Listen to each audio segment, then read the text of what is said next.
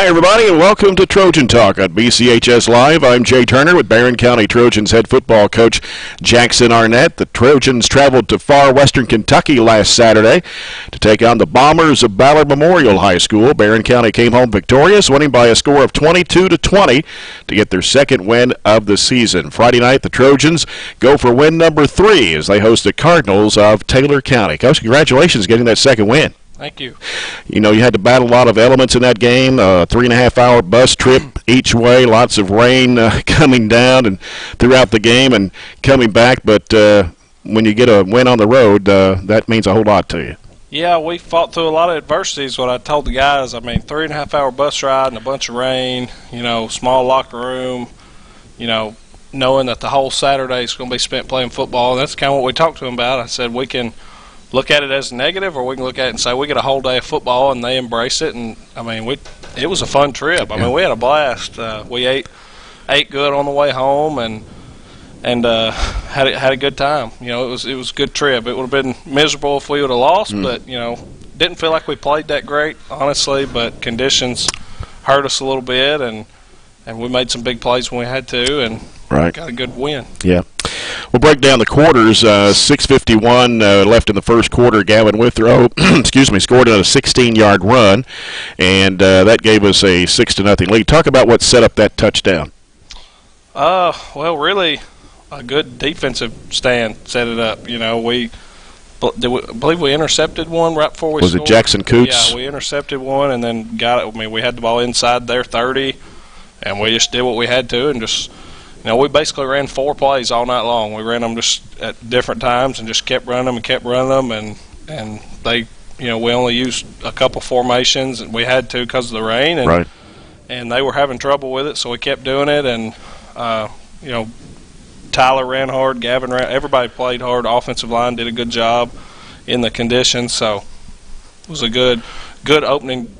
It wasn't our opening drive, but a good to score off turnovers. You know, that's huge when you can score off of a turnover. Yeah, I think there were 7 turnovers in that game, and we had 3 and they had 4, I think it was.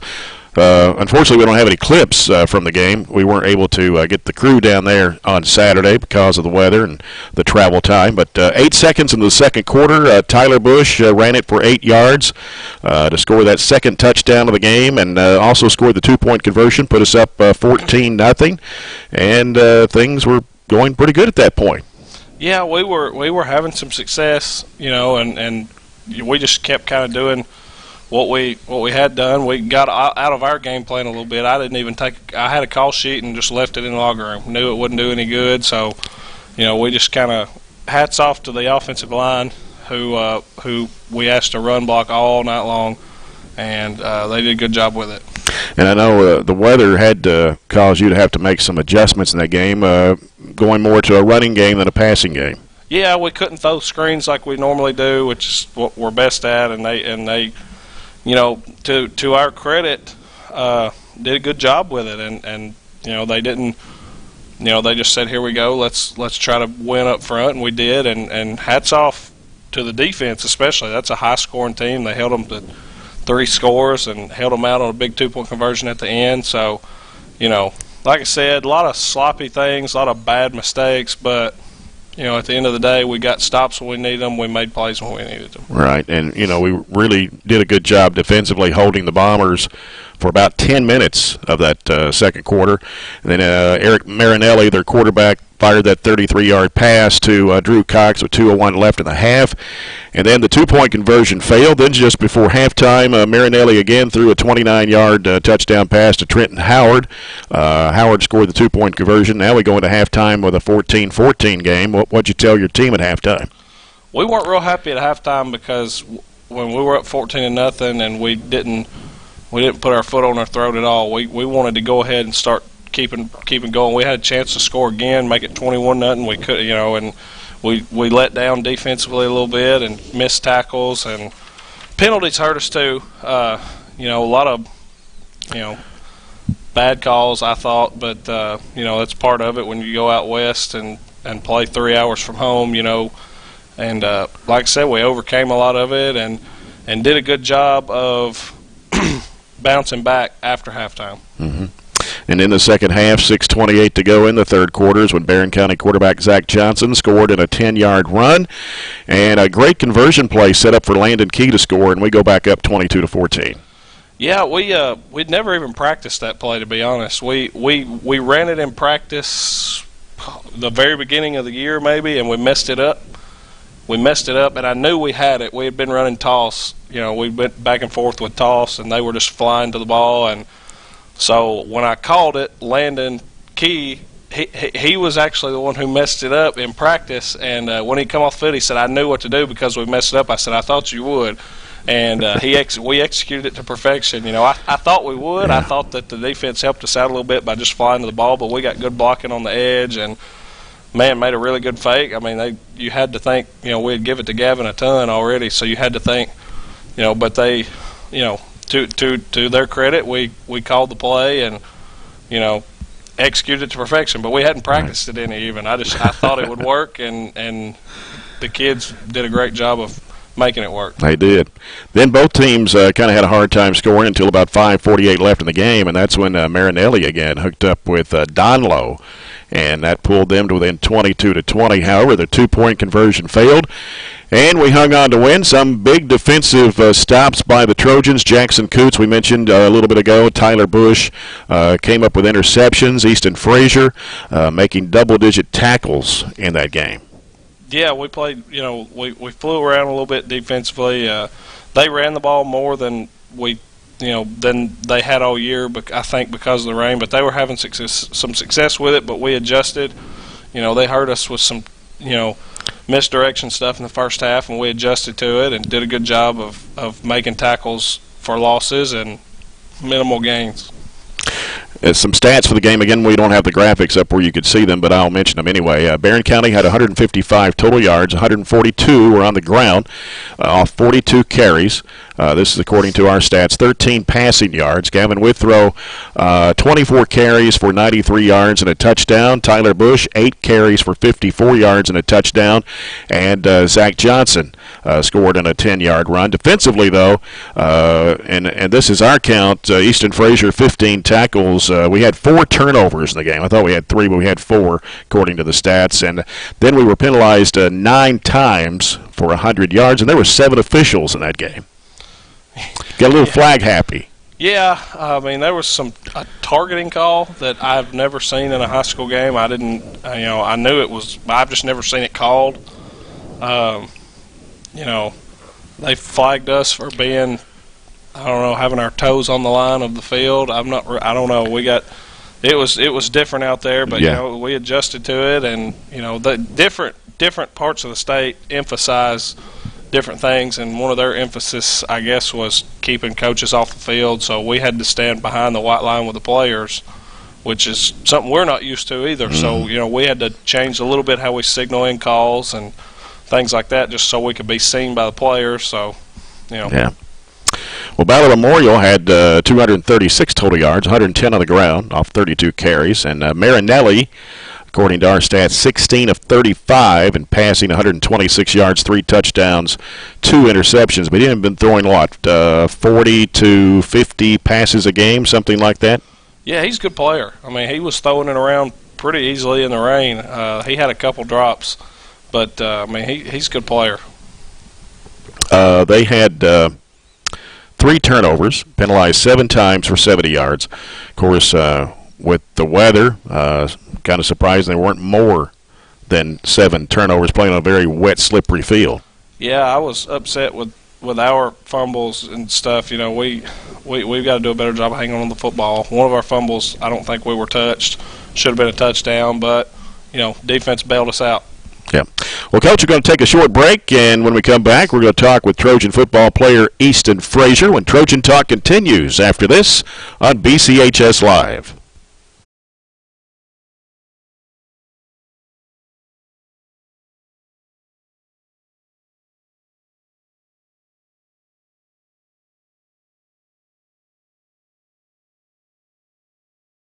From athletics, to special events and opportunities, to ceremonies and celebrations. The BCHS Live program is here to show everyone in our community what BCHS is all about, and with 3 major online outputs of our broadcasts, we truly live up to our motto, Everything BCHS, anywhere you want it. The Burgundy Media Network, or BMN for short, is a network of Barron County High School's three major media outlets: 88.7 FM, Trojan Radio, BCHS Live, and the Trojan Times school newspaper. As a whole, we are determined to provide you with BCHS news, sports, and interest like never before. Check out our weekly newscast broadcasted every Friday from within Barron County High School, or check out our website at barronschools.com/BMN. From all of us to you, we thank you for your support of all things BCHS. The Trojan Thread School Spirit Store is the #1 place to find any and all things BCHS, with a wide selection of clothes including hoodies, t-shirts, long-sleeve shirts, and polos, to everyday items including pens, pencils, notebooks, and stickers, to jewelry including earrings, necklaces, bracelets, and wristbands. So stop by the Trojan Thread Store any weekday from 8 a.m. to 11 a.m. or during any home varsity basketball game. The Trojan Thread School Spirit Store, keeping Barron County in style. Heading into the second year from an approximate 12-year hiatus, the Trojan Times has an all-new look and an all-new approach to bringing you BCHS happenings. We are an entirely student-based publication working more than ever this year to inform you with BCHS happenings. I'm Brennan Crane, Editor-in-Chief, and I can say that we are thrilled to showcase BCHS in a whole new way. You can find us on Facebook, Twitter, Instagram, and Snapchat at BC Trojan Times. You won't want to miss this. Go BC! You're watching BCHS Live on YouTube, Facebook, or Twitter. BCHS Live is a student-led live online video production program started in 2015 by 4 BCHS freshmen. The BCHS Live program is here to showcase everything going on at BCHS, from athletics to special events and opportunities to ceremonies and celebrations. The BCHS Live program is here to show everyone in our community what BCHS is all about, and with 3 major online outputs of our broadcasts, we truly live up to our motto: everything BCHS, anywhere you want it. The Burgundy Media Network, or BMN for short, is a network of Barron County High School's 3 major media outlets: 88.7 FM, Trojan Radio, BCHS Live, and the Trojan Times school newspaper. As a whole, we are determined to provide you with BCHS news, sports, and interest like never before. Check out our weekly newscast broadcasted every Friday. Talk and Easton Frazier. Easton, welcome to the Trojan Talk Coaches Show. Thanks for having me. Easton's a junior, plays both ways for the Trojans. He plays on the offensive line, and on defense he plays linebacker. And which position do you like playing the best? Definitely linebacker. Linebacker? Well, of course, you noticed that with all the tackles you made in that game on Saturday. And I know you were probably soaked to the bone by the time that game was over with, and having played the entire game both ways. Yes, sir. The win over Ballard Memorial, I'm sure, made it for a better ride home, didn't it? Definitely. Talk about how it felt to get that win last Saturday. Just driving 3.5 hours there and back, and knowing if we didn't get that win, the bus ride back, I mean, that was, I guess, a lot of incentive for us to really play one of our hardest games defensively that we've played. And we've held a team that scores 60 on most to, 20? They've scored a lot of points, that's for sure. Well, I know it was a lot better ride home for you having a win. Yes, sir. Yeah. Well, we estimated you made somewhere around 15, 16, 17 tackles. I'm not sure if that's a record or not. That's something we might have to research. But how difficult was it for you making those tackles with the rain and the slippery field? Not very. Just got in my zone, had that first tackle, and as soon as I knew I had that first tackle, I mean, it was like a switch. Yeah. Just one right after the other. Right, and you did a great job. How have you improved on your game this season from last year? Well, since this year, this is my first year playing linebacker, and I guess just fundamentals is a lot that I've learned this year. Just everything from plays to footwork has helped me a lot. How do you get ready for a game? What do? You listen to music? What do you focus on? The best is just when we're all quiet in the locker room and put headphones in and just sit there and vibe, I guess. Well, Taylor County is your next opponent coming up Friday night, and you go for win number 3, something we haven't done since 2015, and, of course, only 1 point away from actually going for our 4th win of the season, other than that 1-point loss to Adair, which we'll forget about. But Taylor County wasn't very good to us last year. What do you think we're going to have to do in order to have a chance to beat them tomorrow night? We got to stop run. They like it up the middle, and that's something that we haven't as a defense that I haven't stopped and our other linebackers haven't stopped, is that run right up the middle. And if we get that stopped and they start throwing, we've got the game. Well, maybe you'll get 20 tackles tomorrow night, hopefully. That'd be nice, wouldn't it? Yeah. Easton, good luck to you on Friday night. Thanks for being on Coach's show today. Thanks for having me. All right. Easton Frazier, we're going to take another break. When we come back, Coach Arnett will rejoin me, and we'll discuss the game on Friday night coming up with Taylor County as Trojan Talk continues in a moment on BCHS Live.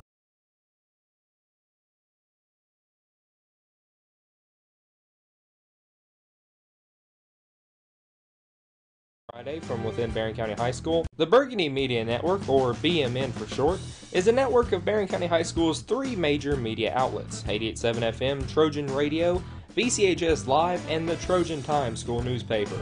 As a whole, we are determined to provide you with BCHS news, sports, and interest like never before. Check out our weekly newscast broadcasted every Friday from within Barron County High School, or check out our website at barronschools.com/BMN. From all of us to you, we thank you for your support of all things BCHS. The Trojan Thread School Spirit Store is the #1 place to find any and all things BCHS, with a wide selection of clothes including hoodies, t-shirts, long-sleeve shirts, and polos, to everyday items including pens, pencils, notebooks, and stickers, to jewelry including earrings, necklaces, bracelets, and wristbands. So stop by the Trojan Thread Store any weekday from 8 a.m. to 11 a.m. or during any home varsity basketball game. The Trojan Thread School Spirit Store, keeping Barron County in style. Heading into the second year from an approximate 12-year hiatus, the Trojan Times has an all-new look and an all-new approach to bringing you BCHS happenings. We are an entirely student-based publication working more than ever this year to inform you with BCHS happenings. I'm Brennan Crane, Editor-in-Chief, and I can say that we are thrilled to showcase BCHS in a whole new way. You can find us on Facebook, Twitter, Instagram, and Snapchat at BC Trojan Times. You won't want to miss this. Go BC!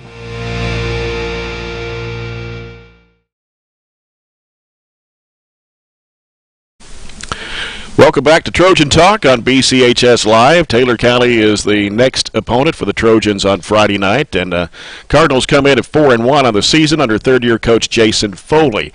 3 of their wins have been shutouts. They beat Hart County 59-0, LaRue County 39-0, West Jessamine in a district game last week 46-0. Their other win was over Adair County 47-6. Their only loss came to crosstown rival Campbellsville by a score of 40-20, and they average about 42 points a game and average 406 yards per game. They play in Class 4A with district teams Mercer County, East Jessamine, West Jessamine, and Marion County, and are ranked third this week in the Class 4A Litkin-House ratings. Coach's team has a lot of experience back from last year. Of course, they beat us pretty good. They got a good quarterback, got a couple of good running backs. What do they like to run on offense, and what do we need to do to slow them down? Oh yeah, they're very talented. They've got some good players, but they're very physical up front. They will spread it out some, but they also their best offense is when they get in a wishbone and go. When everything goes down the drain for them, they go to wishbone, and that's what they like to do the best. So they go wishbone a lot. Yeah, I think they want to spread it, but their best, offense is the wishbone. Of course, when Dudley Hilton was there, that's what they ran, and those are kind of his young guys. So yeah. What's the latest on our injuries? I know we've had a few injuries in the past week or so. We're going to get Carmelo back. Joe is still out with a foot. Ryan Shirley with his back. And other than that, nothing much has changed. There's a lot of them. Carmelo is we got him back. Adrian Bragg is practicing again, minimal contact. Other than that, same crew. Now, is Jericho Pope out for the rest of the season? Jericho Pope will be, as far as I know right now, his knee has, it's not good, but might get him back at the end of the year. But right now, we don't know yet. We're still waiting on results. Should be perfect football weather tomorrow night. It's going to feel good. Won't be any rain, that's for sure. Goodness. Anything you want to add about tomorrow night? Got anything going on before game? No, nothing extra special. We're gonna, it's the last game before fall break, before our bye week. So, hope everybody comes out, and if you're not going on vacation yet, come out and support us. Coach, best of luck to you on Friday night against the Cardinals. Game time 7 o'clock, and the weather, as I mentioned, going to be perfect for football tomorrow night. So come out and support the Trojans if you can. And but if you can't, join me along with John Butler, Robert Bauer, sideline reporter Chad Withrow for the broadcast beginning at 6:35 on 103.7 Nash Icon and online at espnky.com. You can also watch the game with our radio feed on BCHS Live, SER TV Channel 19, also EPB Channel 19. And that's Trojan Talk for this week. Next week we'll be off because of fall break, so there'll be no Trojan Talk Coaches Show next week. Thanks to Trojan football player Easton Frazier for being on with us tonight. Now for Coach Jackson Arnett and the BCHS Live video crew, I'm Jay Turner. Thanks for watching.